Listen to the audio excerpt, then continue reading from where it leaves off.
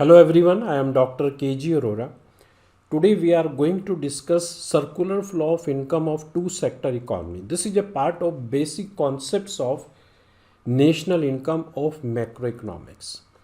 Let us start with its meaning. Circular flow of income means flow of resource, goods and services, money receipts and payments. सबसे पहले resource provide होते हैं, resource से goods और services generate होती है, उससे रिसिप्ट होती है पैसे और फिर उसका पेमेंट होता है. इसको कहते हैं सर्कुलर फ्लो ऑफ इनकम. तो कैसे आपको नोट्स बनाने हैं एक बार ये भी देख लेते हैं.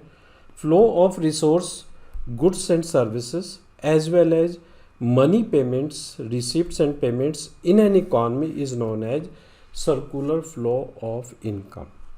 अब यहाँ पर दो सेक्टर लिखा है. It's a simple economy where household and firms are participating. There is no government, there is no any rest of the world. अब जो भी रिसोर्स प्रोवाइड होंगे, जो भी फैक्टर्स ऑफ प्रोडक्शन प्रोवाइड होंगे, that will be provided by household to the firm, जैसे land, labour, capital, entrepreneur. अब वहाँ पर कोई ओवर प्रोडक्शन नहीं है, ये हमारा अजम्पशन है. जो भी हाउस होल्ड के पास इनकम आएगी वो उन गुड्स और सर्विसेज पर खर्च करेंगे जो गुड्स और सर्विसेज फर्म्स बनाएंगे. ये हमारे चार अजम्पशन लेकर चल रहे हैं. हाउस होल्ड और फर्म आपस में रहेंगे, गवर्नमेंट नहीं है, रेस्ट ऑफ द वर्ल्ड नहीं है.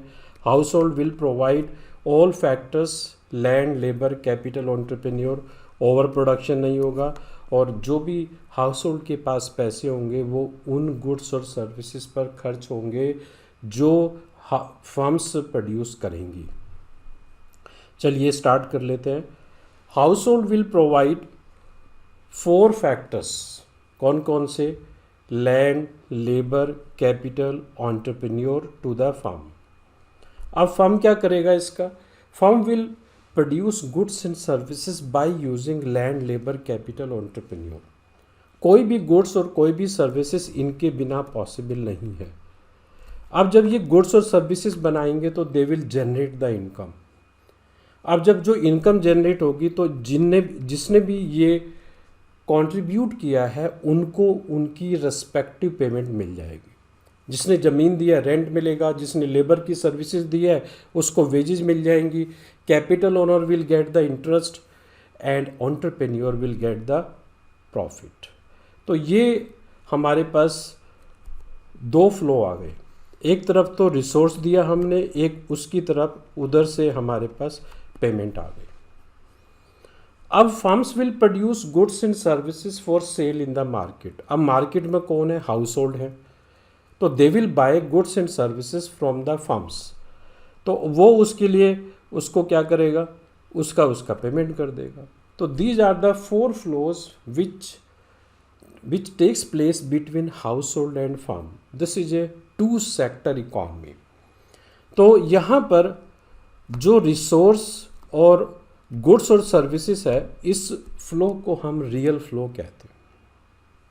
इनके रेस्पेक्टिव पेमेंट को मनी की टर्म्स में उसको मनी फ्लो कहते हैं. Real flow and money flow always moves in opposite direction and they have equal in value.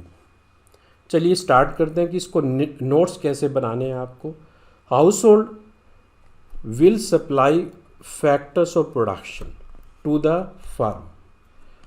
Firm इससे प्रोड्यूस करेगा गुड्स और सर्विसेज, मार्केट में सेल करेगा, इनकम जनरेट हो जाएगी. और इस जनरेटेड इनकम में से ही वो हाउस होल्ड को उनका कंट्रीब्यूशन प्रोवाइड करेगा, उनको रिवार्ड देगा. तो they will get rent, wages, interest and profit. And entire income is spend by factor owners to purchase goods and services produced by the firm. यहीं पर ये सर्कुलर फ्लो एंड हो जाता है. अब इसमें मैंने आपको 2 फ्लो बताया, रियल फ्लो और मनी फ्लो. रियल फ्लो किस दोनों उसमें किस इसके बीच में चलता है, ये चलेगा यहाँ से फर्म्स में और house hold. House hold real flow में 4 फैक्टर देगा और फर्म्स रियल फ्लो में उनको गुड्स और सर्विसेज देगा। इसमें यहाँ पर मनी का कोई रोल नहीं है।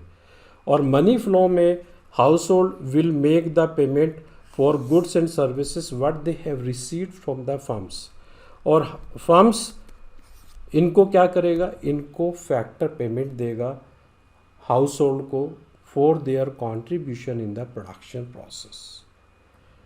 So there are two kind of flow, that is real flow and money flow, which takes place between household and farms.